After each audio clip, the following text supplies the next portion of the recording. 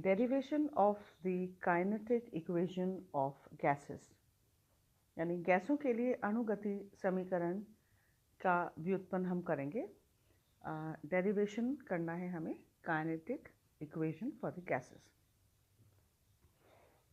माना कि घन के आकार का एक बॉक्स है जिसमें कोई गैस भरी हुई है। बॉक्स की एक भुजा की लंबाई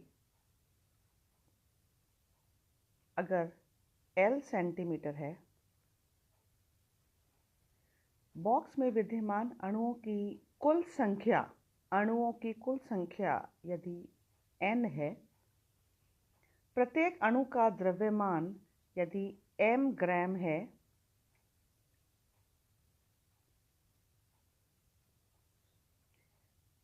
एवं अणुओं का माध्य वेग Vx सेंटीमीटर प्रति सेकंड है, तो माना कि एक अणु घनाकार बॉक्स की आमने सामने की दो दीवारें, यानी कि यहाँ ये A और इधर ये B के मध्य अणु गति कर रहा है। अतः वह बार बार दीवार A से B और फिर B से A व B के साथ टकराता जा रहा है। चूंकि अणु पूर्णतया प्रत्यास्थ है, यानी परफेक्टली इलास्टिक है, अतः दीवार A के साथ टकराने से पहले तथा टकराने के बाद में उसका वेग तो वही रहता है, बस उसकी दिशा विपरीत हो जाती है। और दिशा विपरीत होने के कारण अतः दीवार A पर एक अणु द्वारा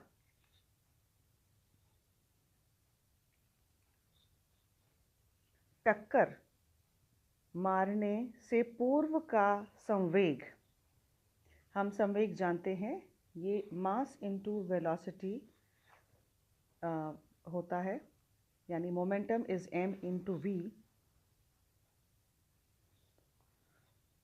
तो यदि टक्कर मारने से पूर्व का संवेग बराबर है mvx और टक्कर मारने के बाद का संवेग होगा माइनस mvx, क्योंकि मास सेम है, एक ही अणु के बारे में बात कर रहे हैं।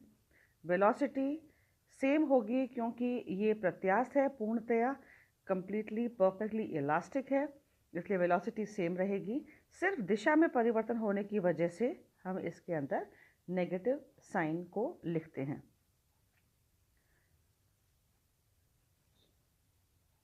प्रत्येक टक्कर में संवेग में परिवर्तन क्या होगा कि जो टक्कर मारने से पूर्व का जो संवेग था माइनस टक्कर मारने के बाद का संवेग, यानी प्रत्येक टक्कर में संवेग में परिवर्तन हो जाएगा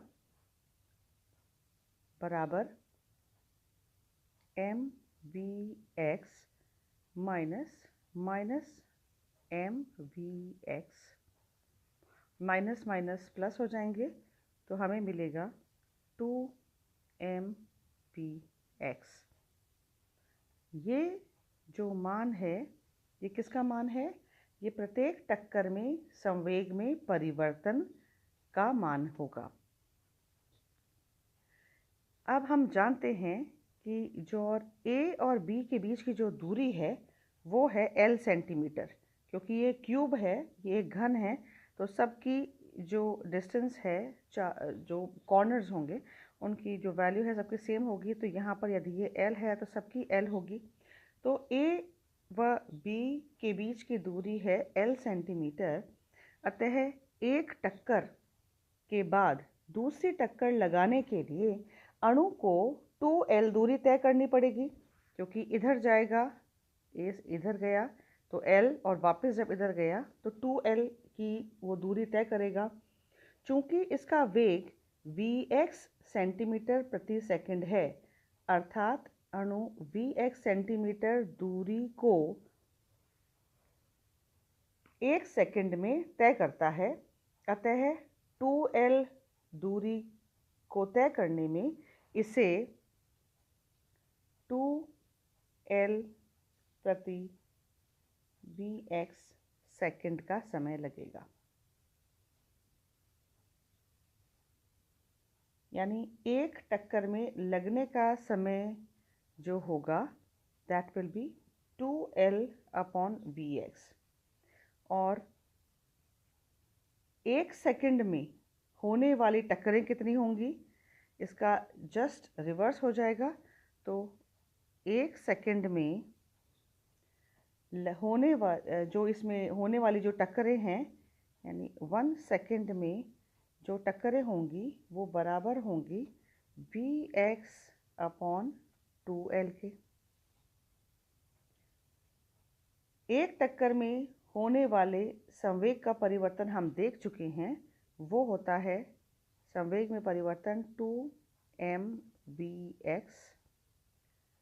तो इसलिए एक सेकंड में अणु द्वारा दीवार पर होने वाले संवेग का परिवर्तन हो जाएगा 2mVx इंटू टाइम। तो इंटू टाइम क्या है, टाइम यहाँ पर अपन ने 1 सेकंड लिया है। सो ये इसका मान निकालने का हमें इसको इससे मल्टीप्लाई करना पड़ेगा और हमें मिलेगा 2mVx into Vx upon 2L। यानी ये बराबर हो जाएगा, मैं फिर से बता रही हूँ कि एक सेकंड में अणु द्वारा दीवार A पर होने वाला संवेग परिवर्तन हो जाएगा 2mVx into Vx upon 2L।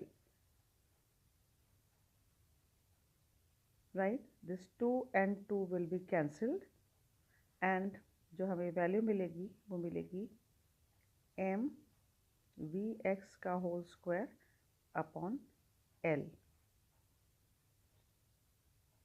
ये एक सेकंड में अणु द्वारा दीवार A पर होने वाले संवेग का परिवर्तन दर्शा रहा है। नाउ चूंकि अणु दीवार A से टकराने के बाद दीवार B पर टकरा रहा है, अतः उस अणु द्वारा जितना संवेग परिवर्तन एक सेकंड में दीवार A पर हो रहा है उतना ही दीवार B पर भी होगा। राइट, यानी A पर जो हो रहा है that is mVx square upon L है। तो इन दोनों दीवारों के मध्य का अक्ष माना x अक्ष है। तो हम अतः x अक्ष पर हम लेंगे कि एक सेकंड में एक अणु द्वारा होने वाला संवेग परिवर्तन हो जाएगा 2mVx का होल स्क्वायर अपॉन L। क्योंकि पहले A दीवार का था तो mVx स्क्वायर बाय L था और इसका डबल हो जाएगा जब दोनों दीवारों के बारे में हम बात करेंगे। और क्योंकि हम इसको x अक्ष पे ले रहे हैं, यानी पहले इधर टक्कर है फिर वापस से इधर है, तो ये पहले हमने A दीवार पर माना और फिर दूसरा B दीवार पर मान रहे हैं। तो एक सेकंड में एक अणु द्वारा होने वाला संवेग परिवर्तन हो जाएगा 2mVx स्क्वायर बाय L। पूरे बॉक्स में समकोणों पर स्थित 3 अक्ष हैं x, y एंड z, ये हम सभी जानते हैं। तो टोटल दीवारें हुई 6, यानी कुल 6 दीवारें अर्थात दीवारों के 3 युग्म हो गए। और एक अणु के लिए इन तीनों अक्षों पर गति की संभावना बराबर रहती है। अतः पूरे बॉक्स में एक अणु द्वारा एक सेकंड में होने वाला संवेग परिवर्तन, पूरे बॉक्स के बारे में जब हम बात करेंगे तो पहले हम लेंगे x अक्ष पर और जोड़ना पड़ेगा y अक्ष पर परिवर्तन प्लस 2mVx z का होल स्क्वायर बाय l, ये इसमें जोड़ना पड़ेगा, यानी तीनों का मान हमें इसको जोड़ कर लेना पड़ेगा, क्योंकि x, y और z यहाँ पर 3 अक्ष स्थित हैं बॉक्स के अंदर। तो टोटल जो संवेग परिवर्तन होगा वो हो जाएगा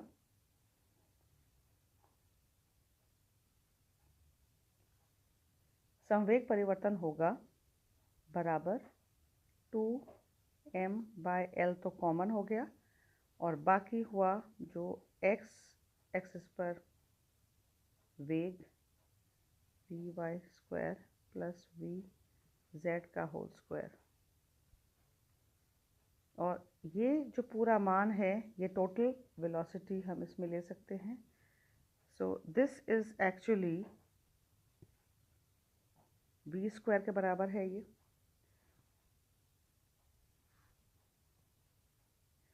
सो v स्क्वायर बराबर होगा vx का होल स्क्वायर प्लस vy का होल स्क्वायर प्लस vz का होल स्क्वायर। तो v का मान हुआ रूट vx का होल स्क्वायर प्लस vy का होल स्क्वायर प्लस vz का होल स्क्वायर, और इसको हम बोलते हैं वर्ग माध्य मूल वेग, यानी रूट मीन स्क्वायर वेलोसिटी, जिसे हम RMS वेग भी कहते हैं, जिसे सामान्यतः अगर हम दूसरी बुक्स वगैरह में देखेंगे या कहीं आप देखेंगे तो ये C द्वारा भी प्रदर्शित किया जाता है। तो यहाँ पर v स्क्वायर का मान इस प्रकार से हम देख सकते हैं, इस प्रकार से लिया जाएगा, तो ये कहलाएगी रूट मीन स्क्वायर वेलोसिटी या वर्ग माध्य मूल वेग। तो संवेग परिवर्तन हो गया टोटल बराबर 2m/l इंटू v स्क्वायर, ये है संवेग परिवर्तन। अब चूंकि बॉक्स में विद्यमान अणुओं की कुल संख्या है n, यहाँ हमने एक अणु के बारे में बात करी, तो हमें इसको भी n से मल्टीप्लाई करना पड़ेगा, क्योंकि यहाँ पर n अणुओं की संख्या उपस्थित है। तो ये हो जाएगा बराबर 2mn v square by l। ये टोटल जो अणु हैं कुल संवेग परिवर्तन हो जाएगा उनका 1 सेकंड के अंदर।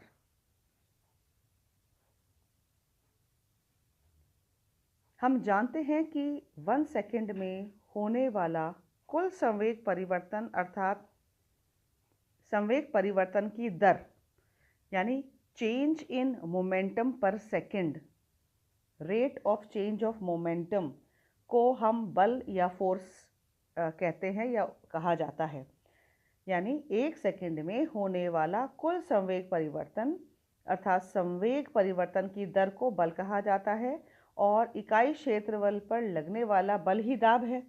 तो अतः हम कह सकते हैं कि बल यानी force it is equal to rate of change of momentum, it is संवेग परिवर्तन की दर, और संवेग परिवर्तन की दर हमने अभी निकाली ही है, that is 2mn v square by l, ये हो जाएगा फोर्स के बराबर, राइट। और हम जानते हैं कि जो दाब होता है यानी जो प्रेशर होता है, pressure it is equal to force upon area, यानी बल अपॉन क्षेत्रफल। तो चूंकि घन में कुल 6 दीवारें हैं, तो प्रत्येक दीवार का क्षेत्रफल हुआ l स्क्वायर, और 6 दीवारें होने की वजह से यहाँ पर एरिया का मान जो हो जाएगा that will be equal to 6l square, ये पूरे घन का क्षेत्रफल हो जाएगा। तो हम यहाँ अब ले सकते हैं pressure it is equal to force, जो कि है 2mn v square upon l divided by the area, यानी क्षेत्रफल से हम डिवाइड करेंगे तो 6l square, right.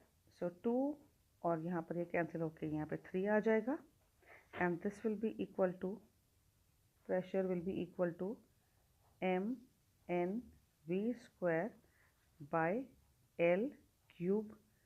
L cube यानी कि आयतन यानी वॉल्यूम, तो ये हो जाएगा M N V square by capital V. Capital V क्या है यहाँ पे? दिस इज वॉल्यूम या आयतन।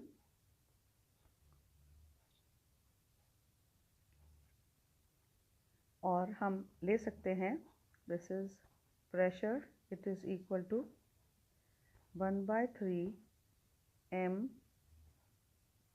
N V square by capital V which is volume. Pressure और वॉल्यूम एक लेफ्ट हैंड साइड में लेने पर we get P V is equal to M N V square by 3। और ये जो समीकरण है इसको बोलते हैं हम गैसों का अणुगति समीकरण। I am repeating, this is known as derivation और derived equation or kinetic equation for gases. So what is the kinetic equation? What is its last form? The last form is PV, it is equal to 1/3 mNV square.